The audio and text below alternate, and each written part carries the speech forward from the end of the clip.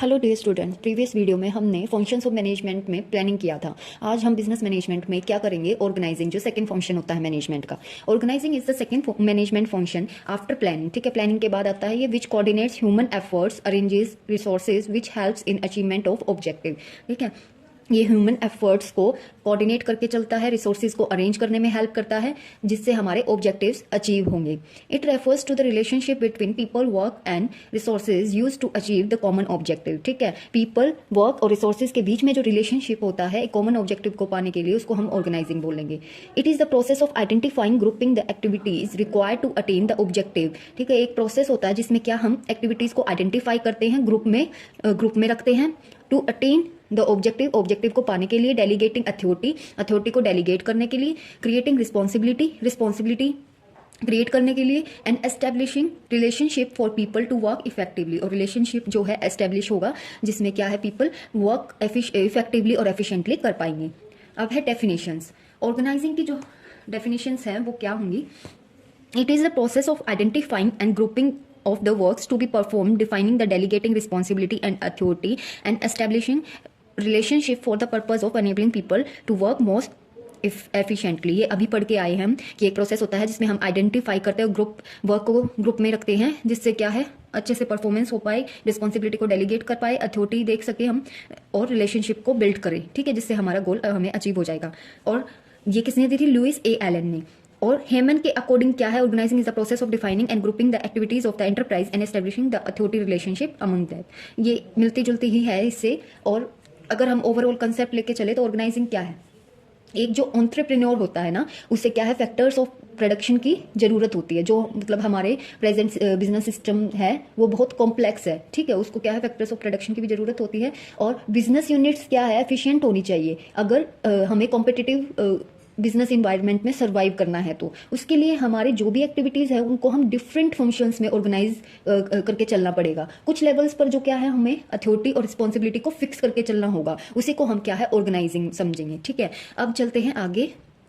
Definition के बाद जो ऑर्गेनाइजिंग होती है उसकी करेक्टरिस्टिक्स क्या है, उसकी नेचर क्या है। ठीक है, फर्स्ट है हमारा division of work. Division of work से हम क्या समझते हैं? जो ऑर्गेनाइजेशन है ना, बिजनेस के वोल टास्क के साथ डील करती है। ठीक है, बिजनेस का जो टोटल वर्क होता है उसको एक्टिविटीज और फंक्शंस में डिवाइड कर देते हैं हम। ठीक है, बहुत सी एक्टिविटीज अलग अलग पर्सन को असाइन करनी होती है उसमें, और इससे क्या होगा, this brings the division of labour. अगर एक ही पर्सन ज्यादा फंक्शंस को लेकर चलेगा तो क्या होगा, एफिशिएंटली वर्क नहीं हो पाएगा। इसलिए जिसमें जो भी स्पेशलाइज्ड स्किल है ना पर्सन में, उसको वही वर्क असाइन करना चाहिए according to division of work में। ठीक है, तो ये होता है डिवीजन ऑफ वर्क। अब हमारा नेक्स्ट जो कैरेक्टरिस्टिक है वो कोऑर्डिनेशन। कोऑर्डिनेशन बहुत सी एक्टिविटीज को इंटीग्रेट करके चलता है। कभी कभी ऐसा होता है कि ऑर्गेनाइजेशन में फंक्शंस जो होते हैं एक दूसरे पर डिपेंड होते हैं। ठीक है, तो अगर एक फंक्शन में भी कोऑर्डिनेशन नहीं होगा ना तो अगला फंक्शन हो ही नहीं पाएगा। तो क्या है, कोऑर्डिनेशन होना चाहिए। फिर उसके बाद हमारा थर्ड है कॉमन ऑब्जेक्टिव। तो हर ऑर्गेनाइजेशन का क्या है, गोल होता है। हम ये शुरू से ही पढ़ते आ रहे हैं बिजनेस मैनेजमेंट के जितने भी अभी तक टॉपिक रहे हैं कि एक कॉमन गोल या ऑब्जेक्टिव होता है। और जब हम ऑर्गेनाइजिंग से क्या करते हैं, डिफरेंट सेगमेंट बनाते हैं, तो क्या उनका गोल भी उन एक्टिविटीज से रिलेटेड होता है। ठीक है, तो जो ओवरऑल क्या करता है, जो ओवरऑल ऑर्गेनाइजेशन गोल को अचीव करने में हेल्प करता है। फिर है हमारा कोऑपरेटिव रिलेशनशिप। ऑर्गेनाइजेशन में ग्रुप के मेंबर्स के बीच कोऑपरेटिव रिलेशनशिप होना बहुत जरूरी है। एक ऑर्गेनाइजेशन एक पर्सन से नहीं बनी होती। ठीक है, तो इसलिए सबको एक दूसरे से कोऑपरेट करके चलना पड़ेगा। ठीक है, एक ऐसा स्ट्रक्चर होना चाहिए जिससे लोग मोटिवेट हो और वो अपने हिस्से का काम साथ मिलकर कर सके। ठीक है, वो है कोऑपरेटिव रिलेशनशिप। फिर फिफ्थ है हमारी characteristic, well defined authority responsibility relationship. एक ऑर्गेनाइजेशन बहुत पोजीशन होल्ड करती है। ठीक है, जो अथॉरिटी और रिस्पॉन्सिबिलिटी सेट करके चलती है। ऑर्गेनाइजेशन में हमेशा सबसे ऊपर एक सेंट्रल अथॉरिटी होती है जो क्या करती है, हमेशा अथॉरिटी और रिस्पॉन्सिबिलिटी में कंट्रोल रखती है। ठीक है, तो यहाँ वेल डिफाइंड होना चाहिए कि अथॉरिटी और रिस्पॉन्सिबिलिटी में रिलेशनशिप बना के चले, तभी हमारी ऑर्गेनाइजिंग अच्छी होगी और हम अपने ऑब्जेक्टिव को अचीव कर पाएंगे। फिर चलते हैं हम आगे, steps in the process of organising. Steps क्या क्या होंगे ऑर्गेनाइजिंग में? जो हमारा फर्स्ट स्टेप है वो है identification and division of work. सबसे पहला स्टेप होता है टोटल वर्क को स्मॉलर यूनिट्स में डिवाइड करना, और हर एक टोटल वर्क की यूनिट को बोलते हैं जॉब। ठीक है, ऑर्गेनाइजेशन में एक इंडिविजुअल को एक ही जॉब असाइन कर सकते हैं, और जो ये वर्क डिवाइड होता है और इंडिविजुअल को जो भी काम असाइन किया जाता है वो उसकी क्वालिफिकेशन और कैपेबिलिटी के अकॉर्डिंग होना चाहिए। ठीक है, डिवीजन ऑफ वर्क एक क्या होता है, सिस्टमैटिक वर्क होता है। फॉर एग्जाम्पल, अगर हम बैंक को देखें तो वहां क्या होता है कि हर एक इंडिविजुअल को एक जॉब दी जाती है, ठीक है। जैसे एक कैशियर क्या करेगा, कैश को एक्सेप्ट करेगा, एक कैशियर पेमेंट्स को हैंडल करेगा, एक पर्सन क्या कर रहा होगा कि चेक बुक इशू करेगा, एक पर्सन चेक को रिसीव करेगा, ठीक है। तो ये होता है डिवीजन ऑफ वर्क की, जो वर्क को हमने स्मॉल स्मॉल यूनिट्स में डिवाइड कर दिया है। फिर हमारा सेकंड स्टेप होगा grouping the jobs and departmentalisation, ठीक है। वर्क को डिवाइड करने के बाद उनसे रिलेटेड और स्मॉल जॉब्स के ग्रुप बनाए जाते हैं, ठीक है, और उन्हें एक डिपार्टमेंट में रखते हैं। उसको डिपार्टमेंटेशन या जॉब्स की जो ग्रुपिंग होती है ना, ग्रुपिंग को हम दो वेज में कर सकते हैं। एक होता है हमारा फंक्शनल और एक हमारा क्या होता है डिविजनल डिपार्टमेंटेशन। ये दो टाइप का होगा, फंक्शनल डिपार्टमेंटेशन और डिविजनल डिपार्टमेंटेशन, ठीक है। तो फंक्शनल जो होगा उसमें क्या होता है, फंक्शनल में जो जॉब्स कॉमन होती है ना, फंक्शन से रिलेटेड जो होती है, उन्हें एक डिपार्टमेंट के अंडर रखते हैं। For example all jobs relates to production, जो भी जॉब्स किससे रिलेटेड होगी, प्रोडक्शन एक्टिविटी से, उसको हम प्रोडक्शन डिपार्टमेंट में रखेंगे, और जो सेल्स से रिलेटेड होगी उसको हम सेल्स डिपार्टमेंट में रखेंगे। डिविजनल डिपार्टमेंटेशन में क्या आ जाएगी, डिवीजन आ जाएगी, डिवीजन के अकॉर्डिंग, ठीक है। अब अगर मैं प्रोडक्शन की ही बात लेके चलूं तो यहाँ एक प्रोडक्शन डिपार्टमेंट था फंक्शंस में, ठीक है, लेकिन इसमें और डिवाइड कर देंगे हम। जैसे डिपार्टमेंटेशन में जब एक ऑर्गेनाइजेशन एक से ज्यादा टाइप के प्रोडक्ट प्रोड्यूस करती है तब उसे हम डिविजनल डिपार्टमेंटेशन कहते हैं। जैसे अगर एक ऑर्गेनाइजेशन कॉस्मेटिक्स, टेक्सटाइल, मेडिसिन ये प्रोड्यूस कर रही है तो क्या होगा, प्रोडक्शन डिपार्टमेंट में डिवीजन के अकॉर्डिंग क्या उसमें डाल देंगे, ठीक है। तो ये होगा हमारा second step, grouping the jobs and departmentalisation, ठीक है। उसके बाद हमारा होगा असाइनमेंट ऑफ ड्यूटीज। अब ऑर्गेनाइजेशन को स्पेशलाइज्ड डिपार्टमेंट्स या फंक्शंस में डिवाइड करने के बाद हर एक इंडिविजुअल को जो अलग डिपार्टमेंट्स में काम कर रहे हैं उन्हें ड्यूटी असाइन करनी होती है, ठीक है, उनकी स्किल और क्वालिफिकेशन को देखकर। एम्प्लॉयज को जो भी ड्यूटीज असाइन की गई हैं करेंगे या फिर उसे उसके लिए डॉक्यूमेंट प्रोवाइड करेंगे, ठीक है, जो जिसको हम क्या बोलते हैं, मोस्टली उसको हम जॉब डिस्क्रिप्शन भी बोलते हैं, ठीक है। उसमें क्लियरली मेंशन होता है कि उसे जो ड्यूटी दी गई है, साइन की गई है, उसमें उसका कंटेंट क्या है और उसकी रिस्पॉन्सिबिलिटी क्या है, तो उसको हम असाइनमेंट ऑफ ड्यूटीज बोलेंगे। उसके बाद नेक्स्ट जो स्टेप है वो है डेलीगेशन ऑफ अथॉरिटी। देखो अब ये डेलीगेशन क्या होता है, डिवीजन ऑफ वर्क, जो डिवीजन ऑफ वर्क का कंसेप्ट और वर्कर्स को जो वर्क असाइन करते हैं हम डाउन द स्केलर चेन, ठीक है, उसको हम डेलीगेशन बोलते हैं, ठीक है। जब ज्यादा वर्कलोड हो जाता है ना तो क्या कर देते हैं मैनेजर्स सबऑर्डिनेट्स को अपनी अथॉरिटी डेलीगेट कर देते हैं। तो जब भी किसी को वर्क असाइन किया गया है तो उसे उस काम को करने के लिए अथॉरिटी मिली हुई है, ठीक है, कि वो अपना काम इफेक्टिवली कैसे कर सकेगा।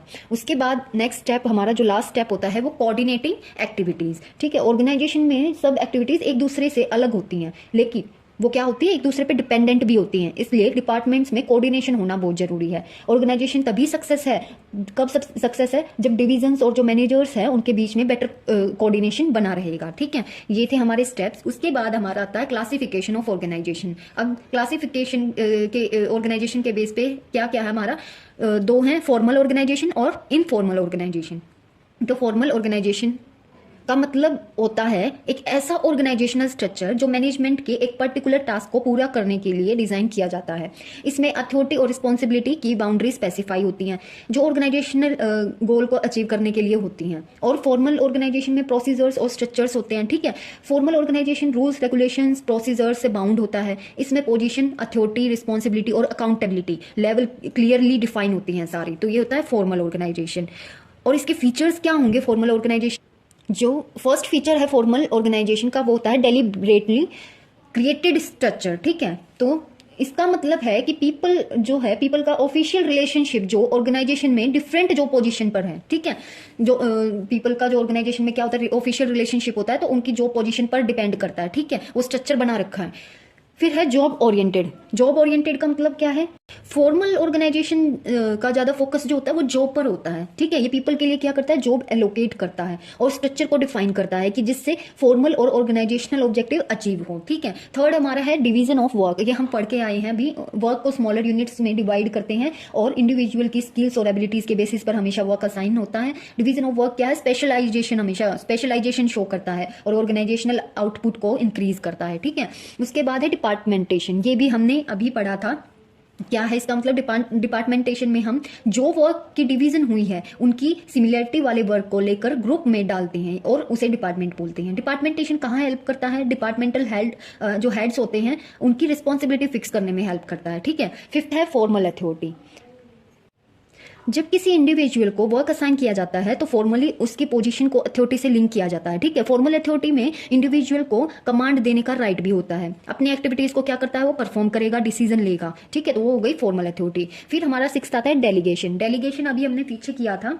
हमारा डेलीगेशन क्या था कि डिवीजन ऑफ वर्क का कॉन्सेप्ट और वर्कर्स को वर्क जो असाइन करना होता है डाउन द स्केलर चेन, उसको हम क्या बोलते हैं, डेलीगेशन। तो इसमें क्या होगा, इसमें फॉर्मल ऑर्गेनाइजेशन में जो वर्क ऑफिशियल टॉप से लोअर लेवल तक डेलीगेट होता है, ठीक है। टॉप लेवल से लेकर लोअर लेवल तक डेलीगेट किया जाता है। जो वर्कलोड होता है ना वो यूनिट्स में डिवाइड करते हैं और उन पार्ट्स को सबऑर्डिनेट्स को असाइन करते हैं कि वो अपना जो भी टास्क दिया है उसको अच्छे से कंप्लीट कर सकें। ये था डेलीगेशन। अब है नेक्स्ट हमारा कोऑर्डिनेशन। कोऑर्डिनेशन भी हम पढ़ के आ चुके हैं कि हमारी फॉर्मल ऑर्गेनाइजेशन में कोऑर्डिनेशन होना बहुत जरूरी है, वर्कर्स में अथॉरिटी, रिस्पॉन्सिबिलिटी और हमारी अकाउंटेबिलिटी में भी, जिससे जो ऑर्गेनाइजेशन का ऑब्जेक्टिव है वो अच्छे से हम अचीव कर सके। लास्ट पॉइंट है हमारा principles of organising. Principles of organising में क्या है, फॉर्मल ऑर्गेनाइजेशन क्या है, फॉर्मल प्रिंसिपल्स पर बेस्ड होता है हमेशा। और ये फॉर्मल प्रिंसिपल्स होते कौन से हैं, जैसे यूनिटी ऑफ ऑब्जेक्टिव्स हो गया, ऑर्गेनाइजेशनल एफिशिएंसी लेके चलेंगे, डिवीजन ऑफ लेबर जो हमने पढ़ा था, अथॉरिटी रिलेशनशिप, ठीक है। डेलीगेशन भी पढ़ लिया हमने, ये भी है। और स्केलर चेन हो गया, यूनिटी ऑफ कमांड, हमारी जो फ्लेक्सिबिलिटी है वो आ जाएगी फॉर्मल ऑर्गेनाइजेशन में। और continuity, simplicity, departmentation, unity of direct cop और हमारा क्या है कॉपरेशन, ठीक है। ये प्रिंसिपल ऑफ ऑर्गेनाइजिंग हो जाएंगे। फिर हमारा सेकंड आता है इनफॉर्मल ऑर्गेनाइजेशन। इनफॉर्मल ऑर्गेनाइजेशंस कौन सी होती हैं, जो इनफॉर्मल ऑर्गेनाइजेशंस में पर्सनल और सोशल रिलेशनशिप का नेटवर्क होता है, ठीक है। एक एम्प्लॉय तभी मोटिवेट होगा ऑर्गेनाइजेशन में जब पॉजिटिव वर्क इन्वायरमेंट होगा, ठीक है। तो जो मेन फंक्शन होता है इनफॉर्मल ऑर्गेनाइजेशन का वो होता है पीपल की कल्चरल वैल्यूज को मेंटेन करके चलना। इनफॉर्मल जो ऑर्गेनाइजेशन में है वर्कर्स की सोशल और साइकोलॉजिकल नीड्स को सेटिस्फाई किया जाता है। और इसमें क्या है, informal organisation refers to relationship between people in the organisation based on personal, उनके पर्सनल एटीट्यूड पे बनाया जाता है, emotions, prejudice, likes, dislike etcetera, ये चीजें देखी जाती है। It arises naturally on the basis of friendship और some common interest which may or may not be related with work, ठीक है। तो इसके जो फीचर्स होंगे वो क्या होंगे, सबसे पहले जो है unplanned structure. Unplanned structure, formal में देखो प्लान्ड होता है सारा का सारा स्ट्रक्चर कि अथॉरिटी किसके पास है और रिस्पॉन्सिबिलिटी किसके पास है, ठीक है। लेकिन यहाँ ऐसा कुछ नहीं होता, जो टॉप मैनेजर्स हैं उनका कोई रोल नहीं होता है यहाँ। जब पीपल एक दूसरे से इंटरेक्ट होते हैं वो अपने इंटरेस्ट, हॉबीज, एटीट्यूड्स, बिलीव्स के बारे में डिस्कस करते हैं और ग्रुप फॉर्म करते हैं, ठीक है, within the formal organisation to achieve a objective, ठीक है। तो सेकंड हमारा क्या होगा, फुलफिलमेंट ऑफ सोशल नीड्स। तो सबसे मेन पर्पस यही होता है इनफॉर्मल ऑर्गेनाइजेशन का कि सोशल और पर्सनल नीड्स पूरी हो, ठीक है, पीपल की। जब वो अपनी चीजें एक दूसरे को डिस्क्राइब करेंगे तो वो अपने गोल्स को अचीव कर सकते हैं। उसके बाद है third, no formal organisation structure.